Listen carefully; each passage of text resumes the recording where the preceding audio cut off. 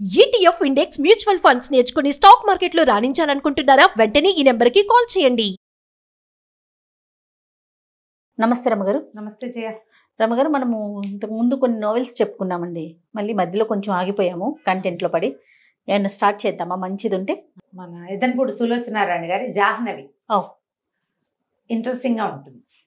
ఇదంటే మరి ఇద్దరున్న సీరియల్గా వచ్చిందో లేదో నాకు జ్ఞాపకం లేదు, తెలియదు నాకు. 95లో ఒక ఎవరో ఫ్రెండ్ ఇంట్లో కనపడింది పుస్తకం. వాళ్ళ ఇంటి నుంచి తెచ్చేసుకున్నాను నేను.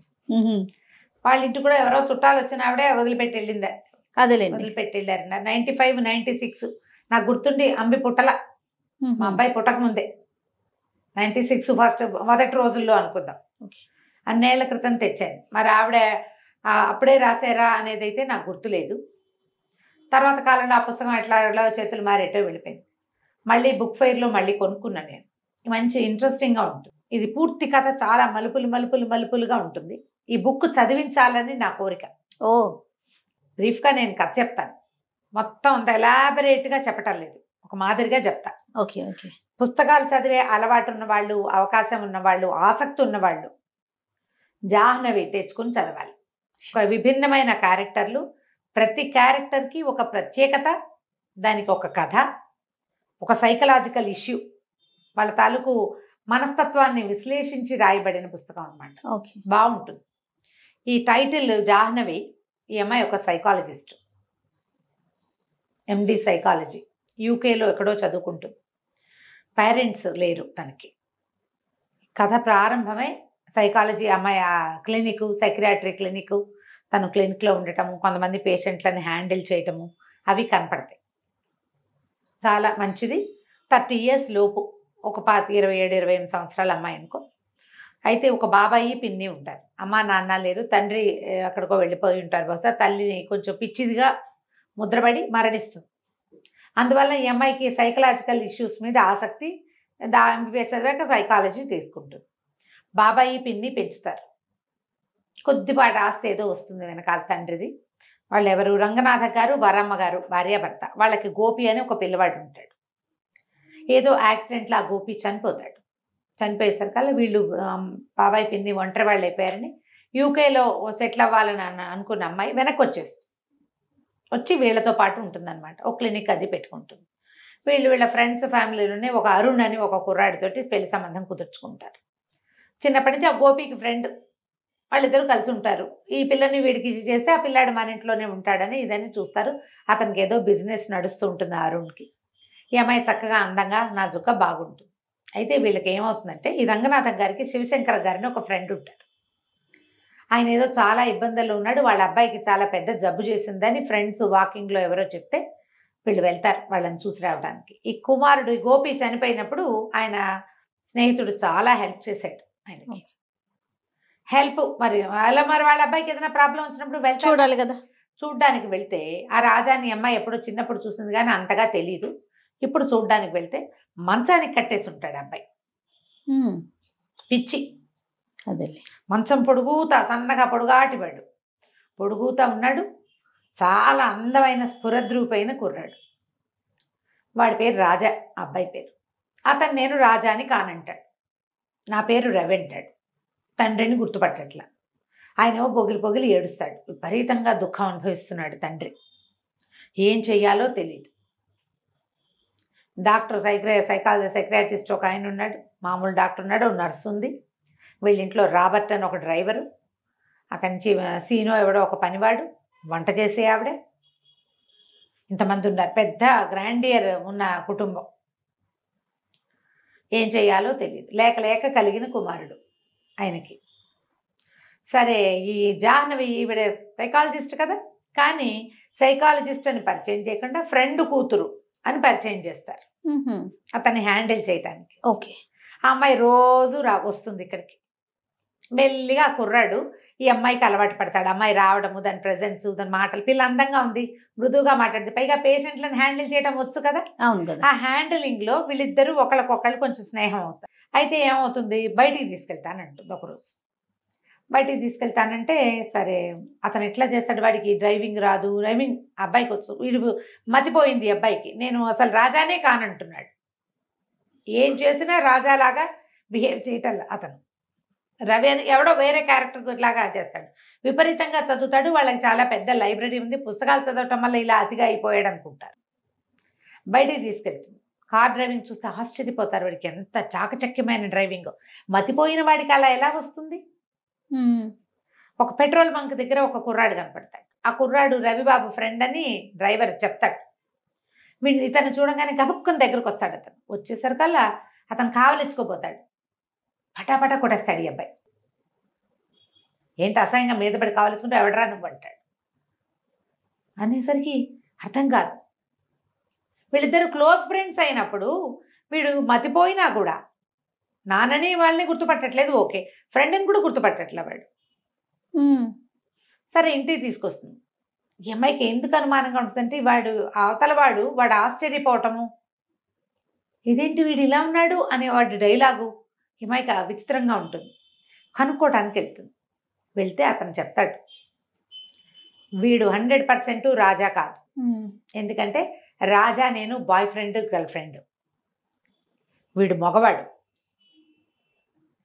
వీడు 100% రాజా కాదు. వేరే ఎవరో వ్యక్తి రాజా వేషంలో వీళ్ళ ఇంట్లో ఉన్నాడు. వాడు హోమో. ఈ కనపడుతున్నవాడు అలాంటి వాడు కాదు. అలా ఎలా మారిపోతారు? పోలికలు అవి ఉంటాయి, తత్వం మారదు కదా. ఈ అమ్మాయికి అనుమానంగా ఉంటుంది. ఇంతలో ఏదో ఒక కేసు ఒకటి బయటపడుతుంది. ఎంత ట్రై చేసినా ఈ అబ్బాయిని రాజాని చేయలేకపోతారు వీళ్ళు. కొద్ది రోజులకి ఈ కుర్రాడికి ఈ రాజాకి తెలిసిపోతుంది ఈ అమ్మాయి డాక్టర్ అని. తనని ఒప్పించడానికి ట్రై చేస్తున్నారని వచ్చి బాగా కొట్టేస్తాడు. నువ్వు డాక్టర్వి, నన్ను మోసం చేయబోయావు అంటే అప్పుడు అమ్మాయికి తెలుస్తుంది తన హోమో అని ఉన్నది కదా. వీడు ఆడపిల్లని కావలించుకుంటే వీడి బిహేవియర్లో తేడా వచ్చేసింది. వీడు అలాంటి వాడు కాదు, గ్యారంటీగా వీడు ఇంకొకడు. నువ్వు ఎవరు ఏమిటి అని అడిగితే వాడు ఏం చెప్తాడు, నేను ఎక్కడో చిన్న కుటుంబంలో పెరిగాను, మా అమ్మ నాన్న కన్నడ వాళ్ళు, మాకు తెలుగు కూడా వచ్చు, నేను ఎవరి దగ్గర పనిచేసేవాడిని, వాళ్ళ అమ్మాయి నా మీద మనసు పడిందని అక్కడి నుంచి పారిపోయాను. ఇక వాడికి ఒక స్పెషల్ స్టోరీ ఉంది. అదేలేండి. ఇప్పుడు ఇక్కడ స్టోరీ ఏంటి, శివశంకర్ గారు బాగా కోటీశ్వర్లు, వాళ్ళకు ఒకడే అబ్బాయి. వాడు ఏదో చదువుకున్నాడు, పుస్తకాలు చదువుకుంటాడు, ఫ్రెండ్స్తో కొంచెం తిరుగుతాడు, పెళ్ళి వద్దంటున్నాడు, పెళ్లి సంబంధాలు చూస్తే నాకు పెళ్ళి వద్దంటున్నాడు. వాడు రహస్య జీవితం ఉంది వాడికి ఒకటి. వీడు చూస్తే వీడికి రహస్య జీవితం లేదు, వీడిదంతా ఓపెన్ హిస్టరీ. వీడు అటువంటి వాడు కాదు. ఇంతలో ఒక హత్య నేరం ఒకటి బయటపడుతుంది. ఆ హత్య ఏమిటి, సముద్రంలో ఒక బాడీ దొరికింది. ఆ చచ్చిపోయిన వాడు థియోసాఫికల్ సొసైటీ మెంబర్ అని, వాడి పేరు రవి అని బయటపడుతుంది. ఓహో. ఇప్పుడు ఈ కథ అంతా ముగిసేసరికల్లా ఇక్కడ రాజా రూపంలో ఉన్నవాడు రాజా కాదు, వీడే రవి. అంటే వాడు చచ్చిపోయిన వాడు రాజా అనమాట. పోలికలు ఒక రకంగా ఉన్నాయి. హత్యా నేరం పడుతుంది ఈ అబ్బాయి మీద. ఇతనే చేసినట్టు. పోలీసులు అరెస్ట్ చేస్తారు. అరెస్ట్ చేసేసరికల్లా వీడు తన లిస్ట్ అంతా చెప్తాడు, ఎవరెవరి ఇంట్లో తను ఎక్కడెక్కడ ఉన్నాడు. ఒక బెంగాలీ వాళ్ళ ఇంట్లో ఉన్నాడు. అక్కడి నుంచి మద్రాసు వచ్చేసాను నేను, పన్నాలాలని ఒకళ్ళ ఇంట్లో ఉన్నాను. వాళ్ళ ఇంట్లో రాత్రి పడుకున్నాను. నాకు తెలిసి తెల్లవారేసరికి వీళ్ళ ఇంట్లో ఉన్నా. నా అంతటి నేను రాలేదు, నేను ఏ హత్య చేయలేదు. అసలు వాడెవడనో నాలాగా ఉన్నవాడిని నేను చూడలా, నాకు తెలియదు అంటాడు. వాళ్ళని అందరినీ పిలుస్తారు. ఆ జితేంద్ర రాయ్ వస్తాడు, ఆయన కూతురు వస్తుంది, పన్నాలాలు వస్తాడు. ఈ అమ్మాయి సాక్ష్యం చెప్పడానికి ఈ అమ్మాయిని కూడా. ఇంతలో వీళ్ళ అమ్మాయికి పెళ్లి కుదిర్చి పెట్టుకున్నారు కదా అరుణ్. ఈ అమ్మాయి ఈ రవి చుట్టూతా, ఈ పిచ్చి పేషెంట్ చుట్టూతా తిరిగి వీడి ఆకర్షణలో పడుతుంది. ఇతనికే ఇంపార్టెన్స్. అది ఒక ఛాలెంజింగ్ కేసు. ఇద్దరు వేరు వేరు వ్యక్తులని తెలిసాక ఇంట్రెస్ట్ తగ్గినా కూడా అంత మటుకు వీడి చుట్టూతా తిరుగుతుంది. అదేలే. కానీ ఆ కుర్రాడి మీద ఆసక్తి ఏర్పడుతుంది. వాళ్ళతో ఒక సాన్నిహిత్యం ఏర్పడింది కదా. అతనికేమో ఈ అమ్మాయి పెళ్లి కాదనేలాగా ఉందని ఇష్టం వచ్చేస్తుంది. కొట్టుకుంటూ ఉంటారు, పోట్లాడుకుంటూ ఉంటారు. పిన్ని బాబాయికేమో ఎట్లాగైనా ఈ పిల్లని అరుణ్కే ఇచ్చి చేయాలని ఉంటుంది, తమ కొడుకు స్నేహితుడు కాబట్టి. ఈ అమ్మాయికి ఈ రాజా రవి క్యారెక్టర్లలో ఒకడున్నాడుగా, వాడి ఆసక్తి ఉంటుంది. సరే, మొత్తానికి పోలీస్ కేసు.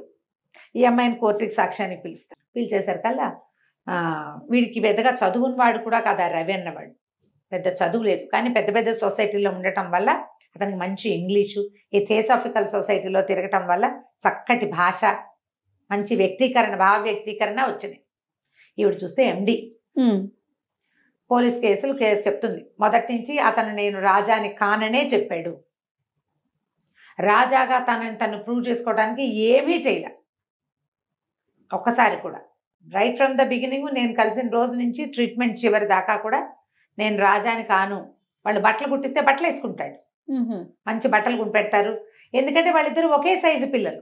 అదే వాడి బట్టలు ఉన్నాయి దేహేస్తారు, కొత్త బట్టలు వేసుకుని చక్కగా వాళ్ళతో బాగానే ఉంటాడు. కానీ ఆయన నాన్న గిన్న అండు, ఒప్పుకోడు. ఈ అమ్మాయి ఏం చెప్తుంటే మధ్యలో వీళ్ళిద్దరు సన్నిహితం అయినప్పుడు నువ్వు వాళ్ళతో ఒప్పుకుంటే అసలు ఇది విషయం ఏంటో మనకు అర్థం అవుతుందని చెప్తుంది. కొంచెం అంతకుముందు చిరతపులిలాగా పోరాటానికి దిగేవాడు కొంచెం తగ్గించుకుంటాడు. ఈ రెండో రోజున ఏమవుతుంది, మొదటి రోజు తను వెళ్ళి సాక్ష్యం చెప్తుంది. అతను వచ్చినా సరే అతనితో మాట్లాడుతూ, ఎందుకంటే వాడు మంచి చరిత్ర ఉన్నవాడు కాదు, గత చరిత్ర. ఈ అరుణ్తో కలిసి వచ్చేసి వీడు ఆశ్చర్యపోతాడు, తనతో అంత స్నేహంగా ఉన్న అమ్మాయి ఇట్లా వదిలేసింది అని.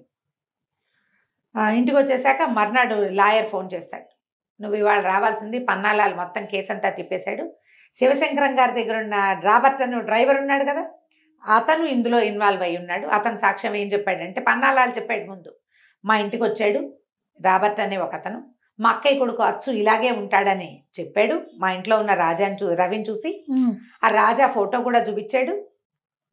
వాళ్లే ఏదో చేసి ఉంటారు, ఇప్పుడు రాబర్ట్ ఎవరు అని వెతికి ఆ రాబర్ట్ ఫోటో చూపిస్తే వీడే మా ఇంటికి వచ్చిన వాడు అని గుర్తుపట్టాడు.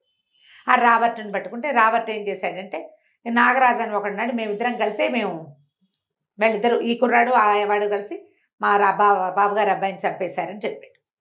వీడి చుట్టూతో ఇంకా బిగిసిపోయింది. వీడు ఇప్పుడు ఒక కోటీశ్వర్ల ఇంట్లో చేరాడు, ఇష్టం ఉండో లేకో. అక్కడ ఉండాల్సిన అబ్బాయి చచ్చిపోయాడు అంటే వీడే చంపేసి ఉండొచ్చు అనే అనుకుంటారు కదా. ఎన్ని మలుపులు తిరుగుతుందో జయ. ప్రతి చోట ఒక బలమైన క్యారెక్టర్ ఉన్న కుర్రాడిని చూపించడానికి ఎంత బాగా ట్రై చేస్తారు. ఆ అమ్మాయి డాక్టర్గా ఉండి మంచి ఆలోచన పటిమ ఉండి ఎట్లా ఆకర్షితులవుతారో చూపిస్తారు. చాలా వివరంగా భలే బ్రహ్మాండంగా ఉంటుంది కథ. నేను చకచకా చెప్పేస్తాను. అవును. అయితే కథ చదువుతుంటే ఒకసారి చదివితే మాత్రం బాగా అర్థం కాదు, రెండోసారి చదవాలి. అంత బాగుంటుంది, బాగా పట్టుగా కూడా రాస్తారు. అక్కడి నుంచి ఏమవుతుంది, కుర్రాడికి శిక్ష పడే పరిస్థితి వచ్చేస్తుంది. ఇంతలో ఈ శివశంకర గారు సూసైడ్ చేసుకుంటారు. ఈ రవిని వదిలేస్తారు. ఆయన ఒక ఉత్తరం రాస్తాడు. ఆయన రాసిన ఉత్తరంలో ఉంటుంది అసలు కథ, అసలు ఇక్కడ ఏం జరిగింది అని. ఈ శివశంకర గారికి భార్య ఉంది, సంతానం కలగల. అయితే ఈయనకి కళ్యాణి అని ఒక అమ్మాయితోటి స్నేహం, అమ్మాయి బాగా తిరుగుపోతుంది. ఈయనతో పాటు ఇంకా 5-6 స్నేహాలు ఉంటాయి. ఆ కళ్యాణి ఒకరోజు ఆయన దగ్గరికి వచ్చింది. ఇది ఇలా స్టార్ట్ అయిందనమాట.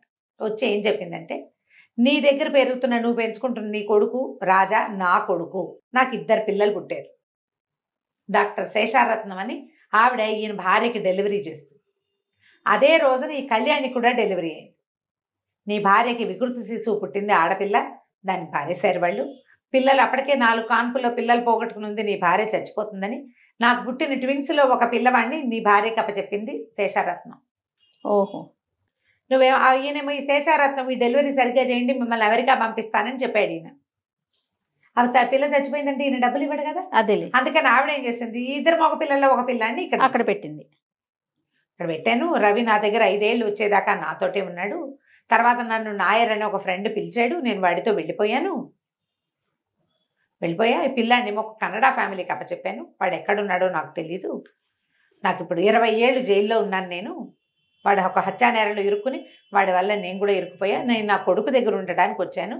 ఈ పిల్లాడు నా కొడుకు. ట్విన్స్ని ఎత్తుకుని ఉన్న ఫోటోలు, శేషారత్నం గారు రాసిన ఉత్తరము అన్నీ ఉన్నాయి అందులో. అది చూసేసరికల్లా అంతకుముందు ఈ కళ్యాణి తనని పెళ్లి చేసుకోమని ఈయన్ని 2వ పెళ్లి చేసుకొని నీకు పిల్లల్ని కంటానని అడిగితే, మీ నాన్న తాగబోతూ మీ అమ్మ తిరుగుబోతూ అని ఎక్కిరిచ్చాడు ఈయన. స్నేహానికే కానీ నువ్వు నాకు ఇంకెందుకు పనికిరావు, నేను నిన్ను పెళ్లి చేసుకున్నాను అని. అందుకని ఈ అమ్మాయి ఏం చేసింది, ఈ కళ్యాణి ఈ పిల్లలిద్దరూ నా పిల్లలు అనేసరికల్లా ఈయనకు అసహ్యం పుట్టేసింది. పైగా తండ్రి ఎవరు అని అడిగితే, వాడెవడో తిరిగిపోతూ తాగుబోతూ ఎలాగో 2 పిల్లలు కడుపున పడ్డారు అంతేనని చెప్పింది. ఈయనకి ఎంత చీదర పుట్టేసిందంటే, ఇన్నాళ్ళు అదెవరితో తిరిగిపోతూ దాని కొడుకుని పెంచానా నేను, పైగా నా కర్మకి వాడేమో హోమో అయ్యాడు. కళ్యాణి పిల్లాడు అవటం వల్ల కదా వీడికి ఈ లక్షణం వచ్చింది. ఎలాగైనా వాడిని వదిలించేసుకోవాలనుకున్నాను నేను. వాడిని నాతో ఉంచుకోదలుచుకోలే. వాడు చాలా ప్రేమగా ఉండేవాడు. తండ్రి కొడుకు అసలు పక్క పక్కన ఆనుకుని పడుకునేంత స్నేహం. కానీ ఆయనకి చివర్లో ఆ కొడుకు అంటే రోత వచ్చేస్తుంది. ఎందుకంటే ఆ పిల్లాడు నా పిల్లాడు కాదు, వాడి గుణము మంచిది కాదు. హోమ అంటే మరి ఆ రోజుల్లో యాక్సెప్టెన్సీ లేదు. ఇలాంటిది ఎందుకు వచ్చింది వీడికి? వంశం ముందుకెళ్ళదన్న బెంగ మొన్నటిదాకా ఉండేది. ఇప్పుడు అసలు ఆ కొడుకే నా కొడుకు కాదు కాదు కదా. తెలిసిపోయింది. నేనేం చేయాలో నాకు తెలియలేదు. మద్రాసు తీసి వెళ్ళాం మేము. వాడు కూడా నాతో పాటు వచ్చాడు. మద్రాసు బీచ్లో నిన్ను చూసాం. ఈ రవికి రాస్తాడనమాట ఆయన ఉత్తరం. అదే పోలికల్లో ఉన్న కుర్రాడు కనపడేసరికి మేము మా వాడిని డిస్పోజ్ చేసి వీడిని ఇచ్చేసి వీడిని ఇరికించి ఈ పిల్లల నుంచి తప్పించేసుకోవాలనుకున్నాను. నేను కళ్యాణి పిల్లల నుంచి నా జీవితాన్ని పూర్తిగా విముక్తి చేసేసుకోవాలనుకున్నా. స్వయంగా నా చేతులతో నేనే రాజాని చంపేశాను. అయ్యో. చంపేశారు. చంపేశాక ఈ రాబర్ట్ ఏం చేశాడు, ఒక బాక్స్లో పెట్టి బాడీని డిస్పోజ్ చేశాడు. పన్నాలాల ఇంట్లో నిద్రపోతున్న రవిని తీసుకొచ్చేసారు. ఒకవేళ అది బయట పెడితే మేము ఎవరో అనామకుడు రోడ్డు మీద తిరుగుతున్నాడు అనుకున్నాం. కానీ వాడు అనామకుడు కాదు, థియోసాఫికల్ సొసైటీలో మెంబరు. వాడు చాలా ప్రముఖమైన వాడే. అదంతా బయటపడేసరికల్లా ఇలా అయింది. తీరా కొద్ది రోజులు గడిచేసరికల్లా నాకు శేషారత్నం ఉత్తరం రాసింది. ఏమని? ఆ పిల్లలు నీ పిల్లలే అని. కళ్యాణి ఆవిడకి చెప్పింది, శివశంకరానికి పుట్టిన పిల్లలే వీళ్ళు, కానీ నేను పగ కొద్దీ చెప్పాను అని. ఈయన కళ్యాణిని కూడా చంపేశాడు. మందులో నిద్ర మాత్రలు కల్పిస్తే ఇక్కడ తాగేసి ఇంటికి వెళ్ళి చచ్చిపోయింది. మంది ఎక్కువై చచ్చిపోయింది అనుకున్నారు. ఆ ఫోటోలు ఉత్తరాలు అన్నీ వెళ్ళి రాబర్ట్ వెళ్ళి కనెక్ట్ చేసుకొచ్చి మొత్తం ఫోటోలన్నీ తగలబెట్టేశారు. సాక్ష్యాలు లేవు. నేను ఒక్కడనే సాక్ష్యం. నా చేత్తో నేను పెంచిన నాకు అన్న కొడుకుని నేనే చంపేశాను. నిన్ను తీసుకొచ్చి ఈ నరకంలో పెట్టాను. ఇప్పుడు నువ్వు మొహం కూడా చూడని నీ కవల సోదరుని నువ్వే చంపినట్టుగా అయిపోయింది. నేను సమాజానికి మొహం చూపించలేను. నేను ఇన్ని రోజులు ఏడుస్తుండేవాడు ఆయన. ఎందుకంటే కొడుకుని చంపేసుకున్న కష్టం. ఈ రెండో పిల్లాడు తన పిల్లాడే, కానీ వాడు యాక్సెప్ట్ చేయడు. ఈ దుఃఖంతో నలిగిపోయాను. ఇంకా నిన్ను ఈ శిక్ష నీకు వెయ్యను, నేనే చచ్చిపోతున్నానని ఆయన ఉత్తరం రాసి ఒకటి కాపీ టు జడ్జి గారికి ఒకటి పంపించి పోలీస్ స్టేషన్ కూడా పంపించి 3వ కాగితం కొడుకు పంపిస్తాడు. ఆ ఉత్తరం అప్పచెప్తాడు ఈ జాహ్నవికి, డాక్టర్కి. ఉత్తరం అంతా చూసి ఆశ్చర్యపోతుంది. మనుషులు ఎంత వింతగా ఉంటారు.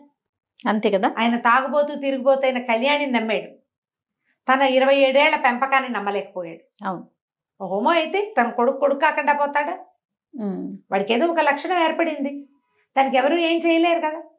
తన కొడుకే కదా. అంతేగా. తన పిల్లాడు కాకపోతే పెంచుకున్న పిల్లాడిని ఉంచుకోరు. రక్తం మీద అంత నమ్మకం ఏమిటి? ఎంత తెలివి తక్కువ పని. చివరికి కొడుకుని తనే పొడిచి చంపేసి వాడు ఆశ్చర్యపోయాడు. రాస్తాడనమాట వాడి మొహంలో దెబ్బతిన్నప్పుడు, డాడీ నువ్వు నన్ను ఎందుకు చంపుతున్నావు అన్న వాడి ప్రశ్నలు నిండిన వాడి మొహాన్ని చచ్చేదాకా మర్చిపోలేకపోయాను నేను. ఓ చెంపకాయ కొడితేనే పిల్లలు మనకేసి ప్రశ్నిస్తారు, మన మొహం చూస్తారు. ఆ మొహం మర్చిపోగలమా? ఈ దుఃఖంతో ఈ ఉత్తరం రాసేస్తాడు ఆయన. దాంతో వదిలేస్తారు. ఆస్తంతా ఈ అబ్బాయి పేరు మీదకి ట్రాన్స్ఫర్ అయిపోతుంది. ఆయన రాసేస్తాడు మొత్తం ఆస్తంతా. తర్వాత ఇతను వచ్చి ఫీజు ఇస్తాడు జాహ్నవికి. నువ్వు నన్ను ట్రీట్ చేసినందుకు 1000 రూపాయలు రాసి ఇస్తాడు. ఇచ్చేసరికల్లా ఇంతేనా అని అడుగుతుంది. ఇంతేనా, 1000 రూపాయలేనా నా ఫీజు అంటే, నేను మరి నా దగ్గర ఇంతే ఉంది, సంపాదించాక మిగిలిన ఫీజు ఇస్తానంటాడు. ఆ కోట్లు ఉన్నాయి మీ నాన్న ఇచ్చినవంటే నాకు అవేం వద్దు, నేను అవి తీసుకోను. పిల్లలకి డబ్బు ఎప్పుడు కావాలి? పెంపకం కావాలి. ఇప్పుడు ఎందుకు నాకు డబ్బు? నేను సంపాదించుకోగలను కదా. చిన్నతనంలో నాకు అవసరం. మా అమ్మ మా నాన్న ఇద్దరు నన్ను వదిలేశారు. ఆవిడ 5 ఏళ్ళు పెంచి ఎవరి దగ్గర వదిలేసింది. వాళ్ళు కొన్ని రోజులు ఉంచుకుని వాళ్ళు వదిలేశారు. గాలికి ధూళికి పెరిగాను నేను. ఈయన దగ్గరికి వస్తే ఈయన ఎంతసేపు రాజా రాజా అన్నాడు, కానీ నన్ను రవనలేదు మా నాన్న. తలకొరివి పెట్టే ఆయనకు పుట్టినందుకు. అంతే. చివరి రోజుల్లో అయినా నన్ను దగ్గర ఉంచుకున్నాడు, బట్టలు కుట్టించాడు, అన్నీ చూశాడు. కానీ నన్ను రాజాని చేయడానికి ట్రై చేశాడు రవి నుంచి. నువ్వు కూడా అమెరికా వెళ్తున్నావు కదా, కంగ్రాచులేషన్స్, అరుణ్ తోటి అమ్మాయి పెళ్ళి అనుకుంటాడు. సరే రేపు 2-3 రోజుల్లో అమెరికా ఎక్కడికో వెళ్ళబోతోంది, ఫారిన్. సరే అందరూ ఎయిర్పోర్ట్కి వెళ్తారు. చాలామంది వస్తారు ఈ అమ్మాయిని సీ ఆఫ్ చేయడానికి. ఇతను కూడా ఆగ మేఘాల మీద పరిగెత్తుకొస్తాడు ఈ రవి. పువ్వులు గుర్తిస్తాడు, బాన్ వాయేజ్ అని రాస్తాడు దాని మీద. ఫ్లైట్ వెళ్ళిపోతుంది. ఈ అమ్మాయి ఎయిర్పోర్ట్ నుంచి బయటకు వస్తుంది. ఆ బయట కారులో కూర్చుని ఉంటాడు ఇతను.